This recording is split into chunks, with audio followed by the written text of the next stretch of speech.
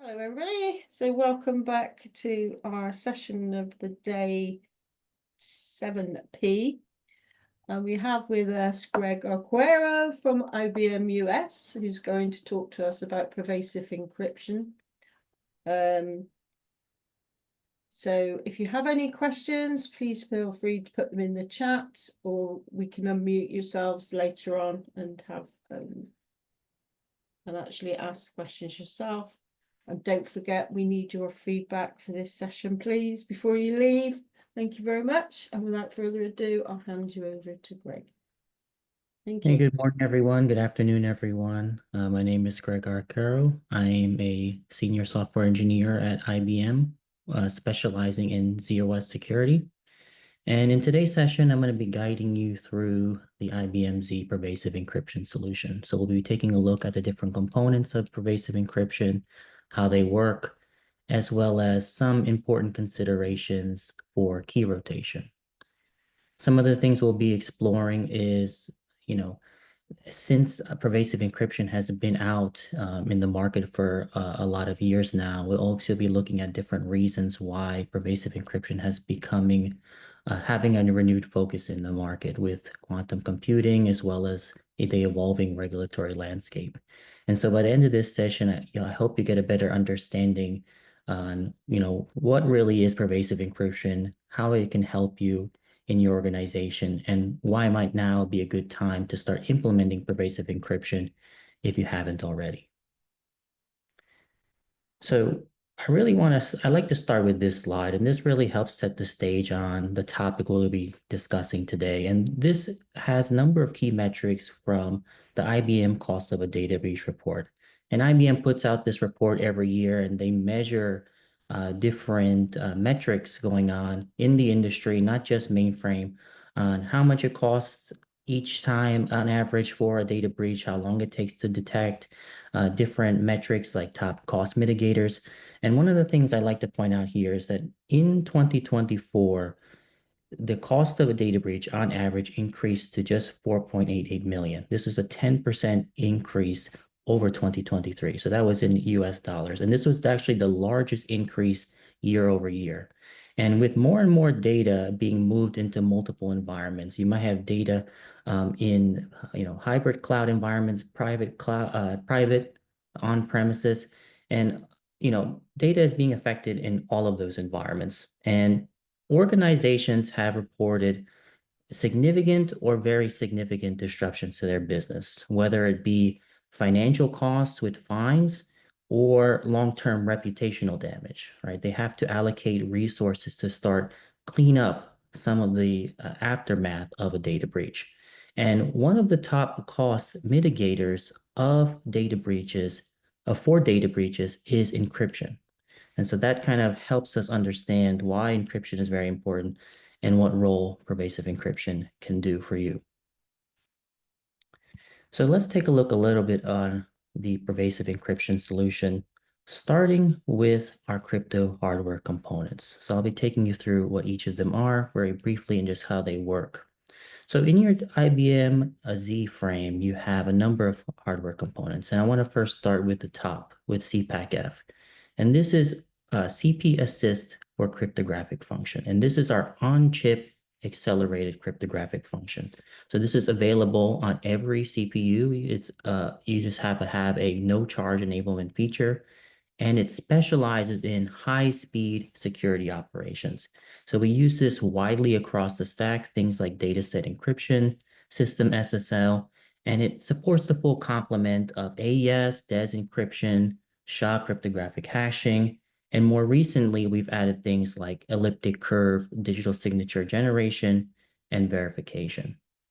On the bottom here, we have our Crypto Express cards. These are our HSMs, hardware security modules, and these are specialized in high security operations. So all of the cryptographic operations happen within the secure boundary of that Crypto Express card. And a lot of the functionality that we support on those cards are aimed at the banking and the payment card industry.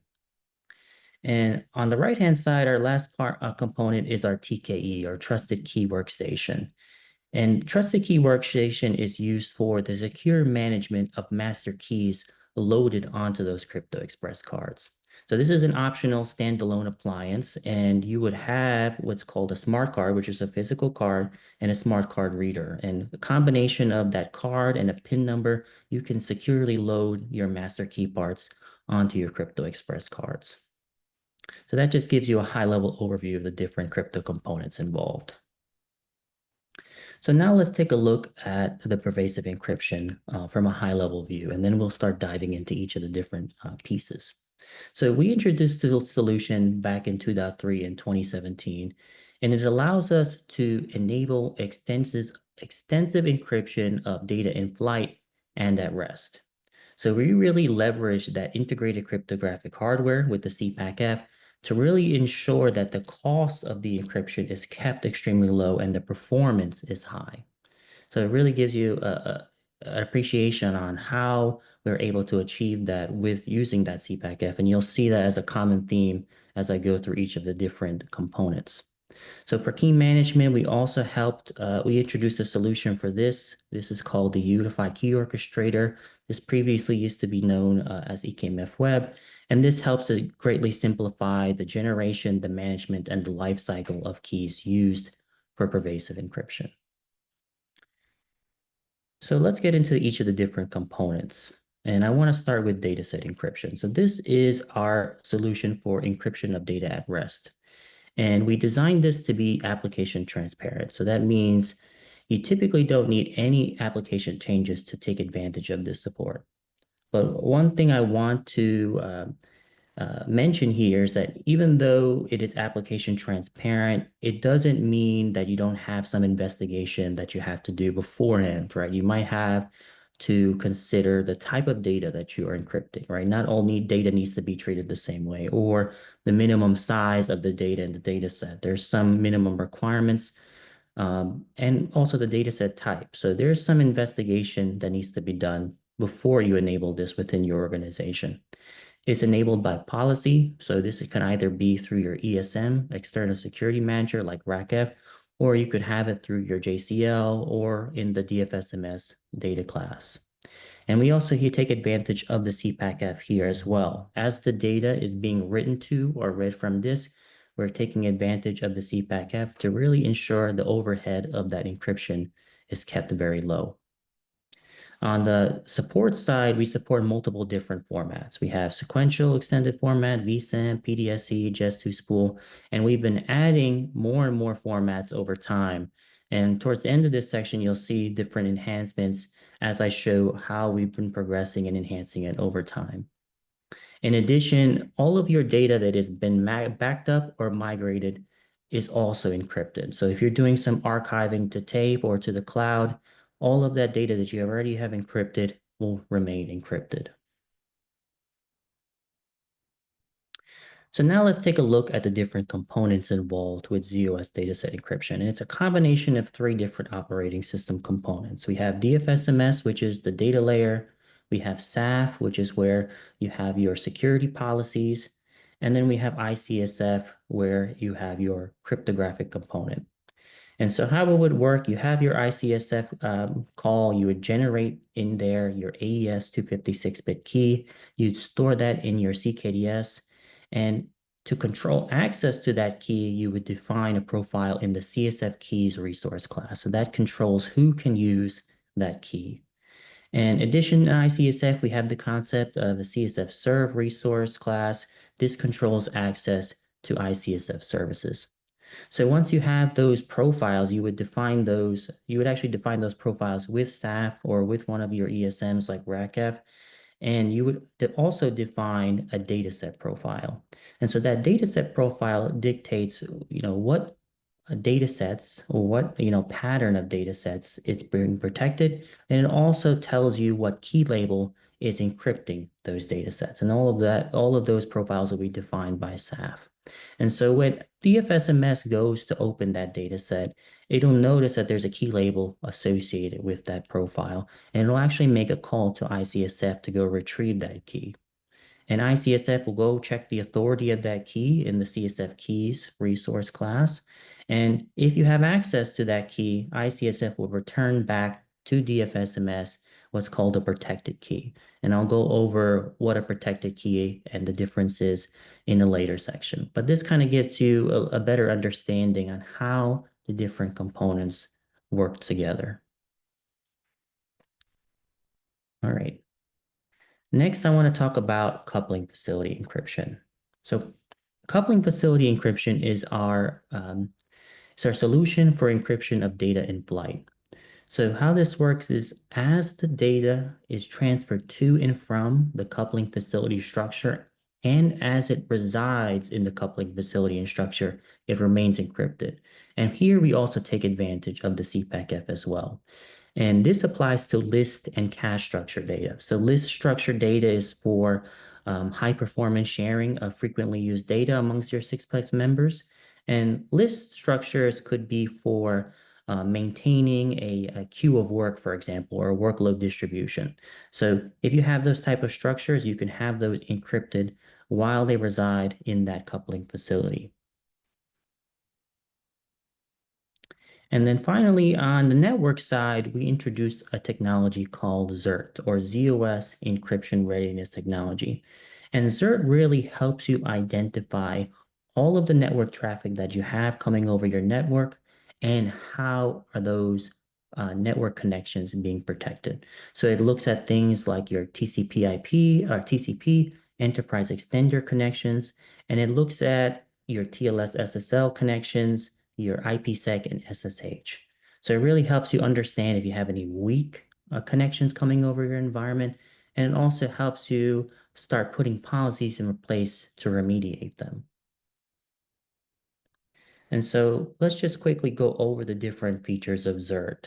So like I mentioned, ZERT allows you to capture key information regarding your network connections flowing over your environment. And it does that in two different ways, two different SMF records. SMF 119 subtype 11, this is our ZERT connection details, and SMF 119 subtype 12, this is our ZERT summary detail, summary record.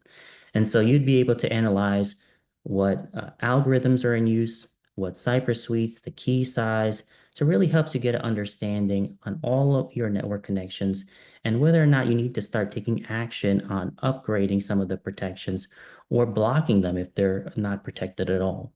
And this can be a little bit overwhelming, right, to digest. There's a lot of records that are being put out, and to help with that, we put out a feature called the ZERT Network Analyzer. And this is a ZOSMF plugin. It really helps to aggregate all of that data and start to gain insights into your network data. So with this, you'll be able to generate reports over your network traffic. You'll be able to start putting in place or start building out what's something called a crypto inventory if you wanted to prioritize weaker network connections. So it helps you to gain insights over your network data. And then finally, there's another feature called ZERT policy enforcement. So let's say you do have weaker connections or no protection at all on some of your network traffic. You may want to start monitoring it, right? You can either do this passively with an SMF record, you can have a message written to the log, or you can have more active policy where it can actually block the connection altogether. So it really helps you take action on some of that weaker traffic as you investigate it, as you start to upgrade the protection in your network environment. So this gives you a high-level overview of the different ZERT network features involved and how they can help you identify what's flowing over your network. And so on this slide, right, I mentioned earlier in the beginning that we introduced the solution back in 2.3, ZOS 2.3 in 2017, but we've continued to enhance it with new dataset types as well as quality of life features, right? We've continued to invest in this technology. We want to ensure that we provide the most coverage possible, as well as make it easier to use and adopt going forward. So we started in 2017 with VSAM's sequential extended format. Later on in 2019, 2020, we've added PDSE, JES2 spool, as well as basic and large format sequential data sets. And more recently, we've added things to help you achieve more granular controls over the keys used in dataset encryption. An example of that is this archive key support we added in 2.5. So this allows you to limit the use of archived keys to decrypt operations only. So a good example of this is like you're rotating out, you may be in the process of rotating out legacy keys, and you've archived them so that they can no longer be used, but you may still have some data encrypted under those legacy keys. So this control allows you to restrict access so that it can't encrypt new data, but it can still decrypt existing data. So that's our archive key support. Later on, we have also a rack of database encryption. So if you have migrated to the vSAN version of the database, you can actually go ahead and encrypt it. And then in 3.1 with our ICSF, AES cipher key panels, we've made it substantially simpler and easier to generate new keys and store them in the CKDS. So before you would have to do a series of API calls. With this panel, it's a couple of button clicks, press enter, you get a brand new key for use, and you can now use this for dataset encryption. So as you can see, we're continuously investing in this technology. We're looking at different ways to enhance the support and ensuring that we cover all the places that our clients might have sensitive data. And one of the, as proof of that, one of the things I want to mention here is that we continue to invest in technology, and we have announced with the statement of direction that we plan to extend this support to cover tape data sets. So we announced this statement of direction in 2022, and this extends the support to cover encryption within the access methods for tape data sets. So you'll be hearing about this support very, very soon. So there's a couple of things now I want to talk about. I mentioned before this solution came out several years ago, but why is it coming up again now? Why is it a good time to start thinking about implementing pervasive encryption? And there's two key reasons. And the first here has to do with some of the advancements we've been seeing in the area of quantum computing. So if you're not already familiar, there are quantum algorithms that, when run on a sufficiently powerful quantum computer, would actually reduce the strength significantly of all your today's cryptography. That includes symmetric encryption like DES and AES. But the good news is the research has shown today that AES encryption, and more specifically AES 256-bit encryption, would still be considered quantum safe, even with a sufficiently powerful quantum computer.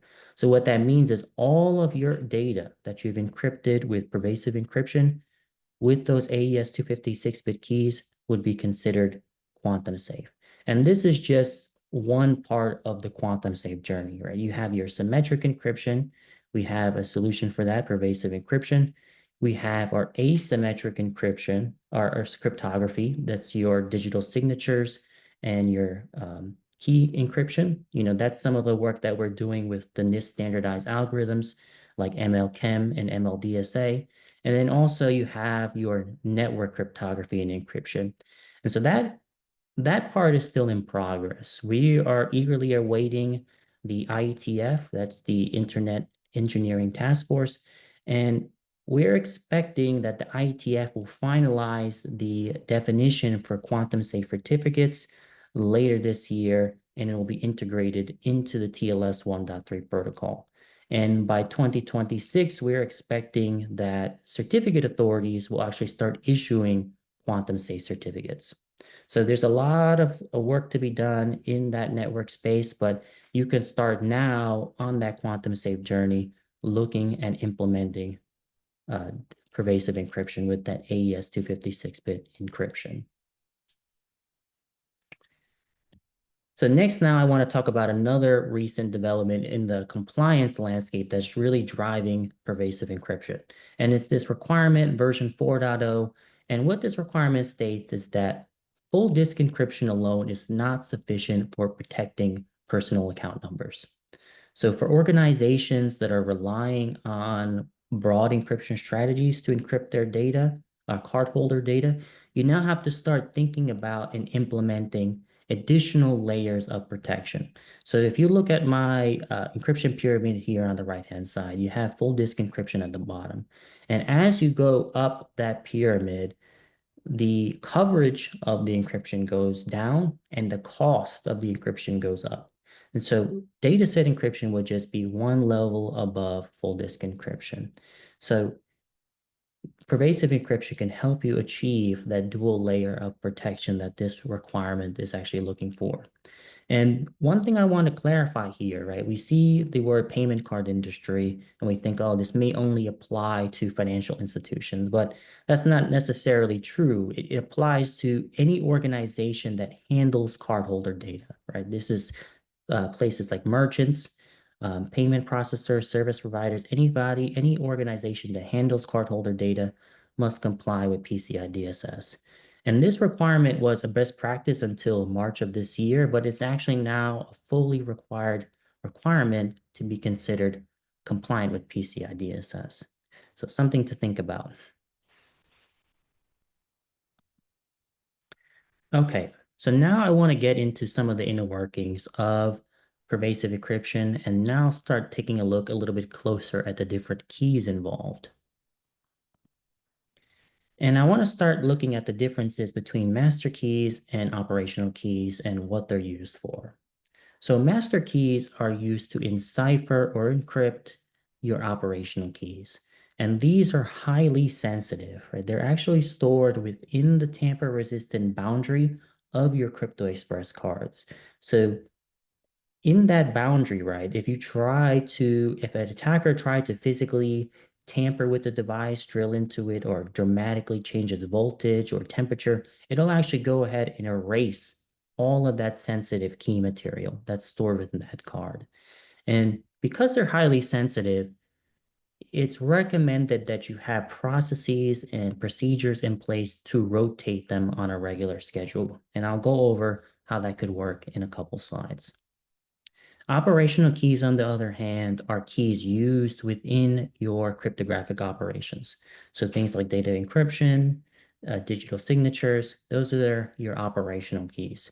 And these are stored either in your key store, this could be within ICSF, or it could be as a token in your application or in a database.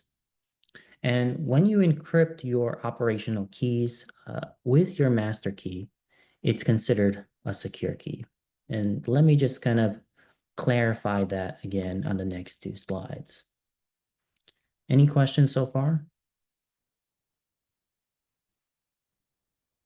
There's nothing in the chat at the moment. Okay. So there's different protection levels for operational keys. And the first I want to go over at the top here, we have clear keys. And I have it in red for a reason, right? Clear keys are unencrypted. These keys are protected only by your security policy. So anybody who has access to your key store can actually see these keys in the clear. If you have these keys embedded within an application, it'll also be in the clear. And these keys are typically associated for high-speed operations, and this for a reason, because there's no I/O to the card to unwrap them with the master key. And in general, they're not recommended for use, right? They have very limited use case, but in the general cryptography, you should not consider using clear keys. In the middle here, I have protected keys, and protected keys are operational keys that are encrypted by a CPACF wrapping key. And so CPACF for every single LPAR will actually generate a unique key, and they store it within the HSA. That's the hardware security area, I believe it is. And that key, when it's encrypted by the CPACF wrapping key, is actually cached for fax access. So we cache that key, and anytime we need to have an operation go to the CPACF, we actually pull it out of that cache and send it to the CPACF. So that's a combination of speed and security. And then finally, we have secure keys. So secure keys, like I mentioned in the previous slide, are operational keys encrypted by the master key. And all operations for secure keys must go to the Crypto Express card, and the clear key material never appears outside the boundary of that tamper-resistant environment. So one thing I want to point out here, when you're thinking about these keys in the context of pervasive encryption, right? We take your secure keys and we transfer them or translate them into protected keys. And we do this all under the covers implicitly, right? We unwrap it with the master key, we rewrap it with the CPACF wrapping key, and that really is part of the reason why the performance of pervasive encryption is so high. I think I saw something in the chat question. A hardware system area. Thank you for the clarification. Okay, so just to kind of recap this again, just to drive home, clear keys are stored unencrypted in memory or in your key store. So you can actually have clear keys stored in your ICSF CKDS or PKDS, and they're only protected by security policy. Protected keys, they're stored encrypted. We cache them in memory for fast access, and they're encrypted by that CPACF wrapping key. And then secure keys, on the other hand, these are encrypted by the master key, and they can either be in your key store or encrypted. They can be in your key store or guest memory, and they're encrypted.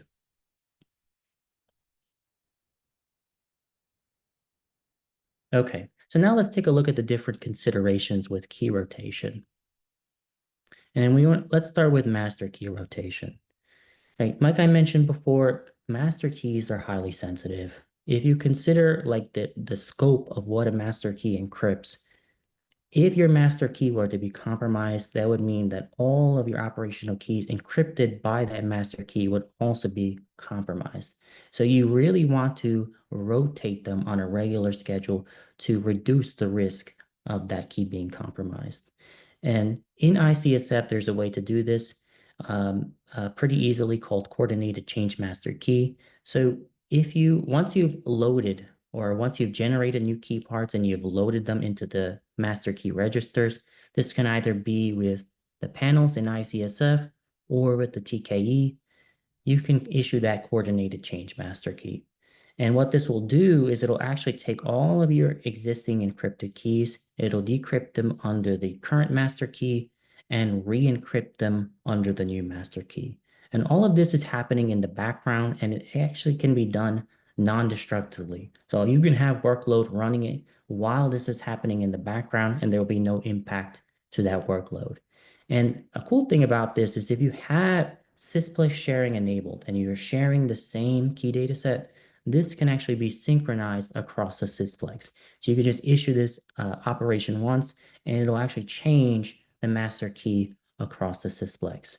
And so once this is done, the new master key gets promoted to current, and the current master key will become what's called the old master key. And one thing I want to note here, I have at the bottom, you really should consider the TKE as the most secure way for managing your master key, right? If you didn't have a TKE, you would have to go ahead and manually enter the master key on every single LPAR within ICSF. And then you would have to store those master key parts somewhere, right? Whether you write it down in a file or, on a piece of paper, right? And it's not as secure. So TKE really solves that with that smart card and that smart card reader technology. So something to consider. So next, we have operational keys. So operational keys, like master keys, should also be considered for rotation. And I'll go over the different reasons why you should consider operational key rotation. But there's two different schools of thought when it comes to operational keys. You have aging out, which is encrypting new data with new keys after a certain amount of time. So you leave your existing data alone and you re-encrypt them with new keys. And then the second is, going back to aging out, one thing I want to mention here, right? The pro of this is non-destructive, right? Because your existing data is left alone, you don't have to worry about application downtime.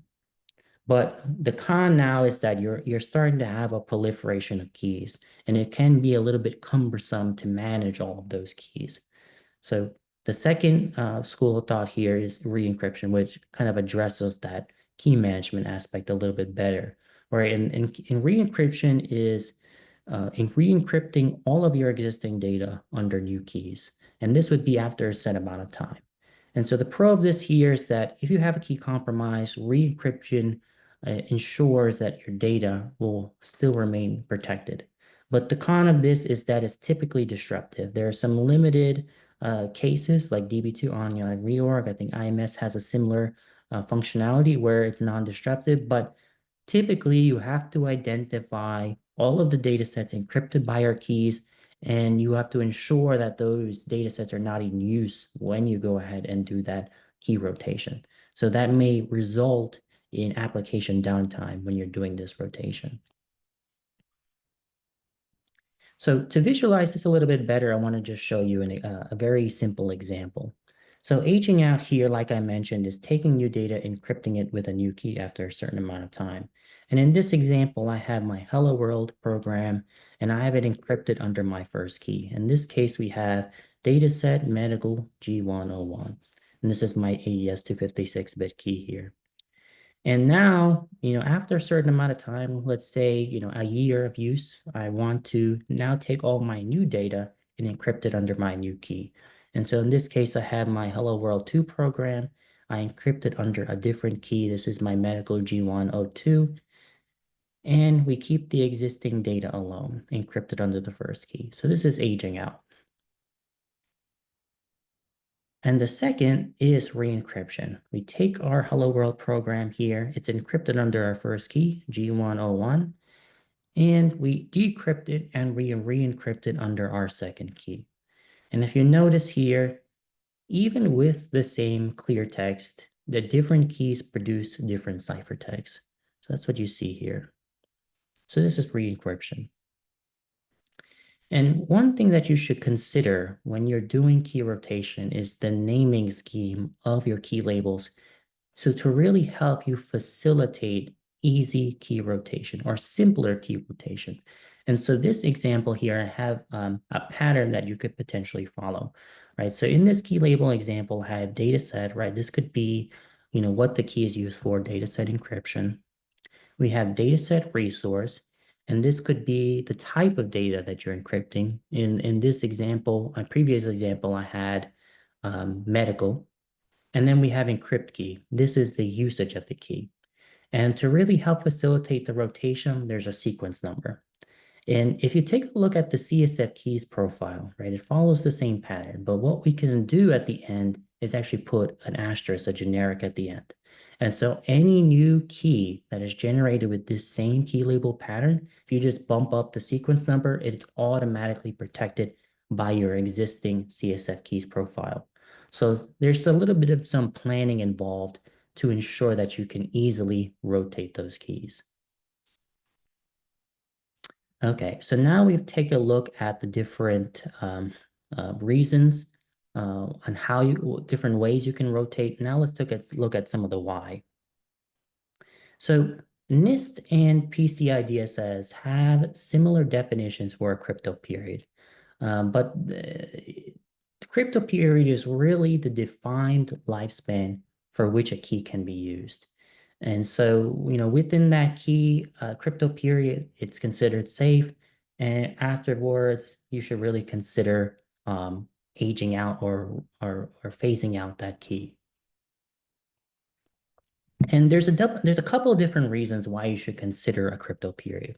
One, limiting the risk exposure, right? The longer a key is in use, the higher likelihood it can be compromised. Second, compliance. Different regulations set different defined lifespans, and ensuring you have a crypto period enforcing that allows you to easily meet those compliance requirements. And then a third one is advances in computing, right? If you think about like DES, for example, that may have been secure, 10 years ago, 20 years ago, but it's not really considered secure today. And that's because of the different advancements of regular computing and now quantum computing, right? So having a crypto period really allows you to keep up with the latest advancements, ensuring that you have the latest and greatest in protection. And so this is the what a crypto period is. Now let's take a look on how you could enforce it. So in ICSF, there's two different ways for you to add a crypto period to your keys. So if you're using what's called the KDSR, this is the Common Record Format Key Data Set, you can actually write the crypto period as metadata to your key record. And there's two different ways. There's through the keys utility panel, which I have shown here on the bottom right, and there's a metadata write service. So you can add the start date, you can add the end date. And one of the nice things about this support is if you actually try to use that key after the end date or before the start date, it will write a SMF record telling you that it was attempted to be used while it wasn't active, and we'll actually go ahead and fail that request. So if let's say you need a little bit more time on your key, there's still some data you're trying to rotate out, you can actually go ahead and easily reactivate a key by updating the end date. So we've taken a look at the how. Now let's take a look at the how long. All right, so now that you are considering crypto periods, you may wonder, well, how long should I set my crypto period? And here are some of the key factors involved. And this is a report put out by NIST. I listed top 5 here, and I also put a link here for the rest. But let's just quickly go over these reasons here. Strength of the cryptographic mechanism, right? Like I mentioned before, weaker algorithms like weaker RSA, DES, right? Those are some of the factors you should think about when you're setting your crypto period, especially if it's still in use and you have some legacy keys in use. You want to have those shorter. The second, personnel turnover. So if you think about who has access to your keys, or maybe system administrators, storage administrators, security administrators, when they leave your company, you should consider rotating out those keys. You don't know what type of information they may carry with them. So having crypto periods tuned to when you have personal turnover would be very helpful. Third, like I mentioned before, threat of new and disruptive technologies. Right here, and I have here quantum computing. As computing gets better, the cryptography gets weaker over time. And so having your crypto periods set so that you can rotate them on a regular basis to keep up with those advances allows you to ensure you keep up with your protection. Security life of the data, right? If you think about the retention period of data, like for example, medical data, that might have long periods of time that has to be protected. So you may want shorter crypto periods for those.